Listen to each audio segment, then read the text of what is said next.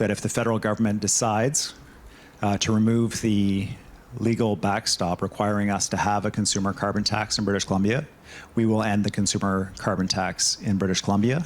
A bombshell announcement from Premier David Eby that few saw coming. After repeatedly defending the carbon tax, Eby now says BC would scrap it for consumers if Ottawa removes the requirement for the provinces to collect it.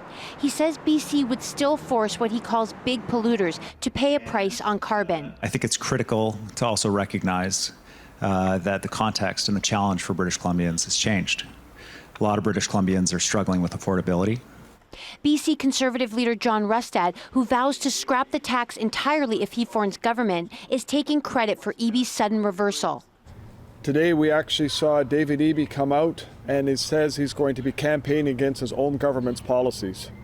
I find that quite incredible, and I guess what it comes down to is he's torn between two lovers, whether it is Jagmeet Singh or whether it is Mr. Trudeau. Eby revealed the policy change at a rally in Vancouver alongside Manitoba Premier Wab Kinew, the only other NDP premier in Canada. Kinew has asked the federal government to exempt Manitoba from the carbon tax. BC introduced North America's first carbon tax in 2008 under the former BC Liberal government. Until now, Eby was the only Canadian premier to defend it. But the levy has become increasingly unpopular with British Columbians struggling to afford gas, groceries, and other costs. The carbon tax jumped this year from $65 to $80 per ton. Critics have said that 23% hike adds 18 cents to each liter of fuel. Federal NDP leader Jagmeet Singh also says he no longer supports a carbon tax that hits working Canadians.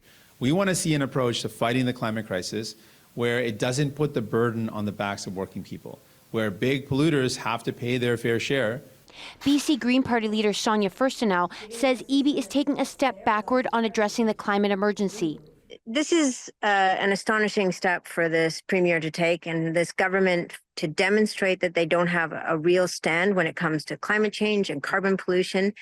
Barry Penner, who introduced BC's carbon tax as Environment Minister in 2008, argues it hasn't done enough to reduce greenhouse gas emissions and has lost the support of British Columbians. I think the provincial NDP made a mistake, a strategic error, when they moved away from the principle of revenue neutrality. The federal government under Prime Minister Justin Trudeau has made some concessions over the carbon tax, exempting the Atlantic provinces from the tax on home heating oil. He's under increasing pressure from Pierre Poilievre to scrap it entirely, and it's clear Eby, with the provincial election 5 weeks away, is feeling the pressure too. Katie DeRosa, CBC News, Victoria.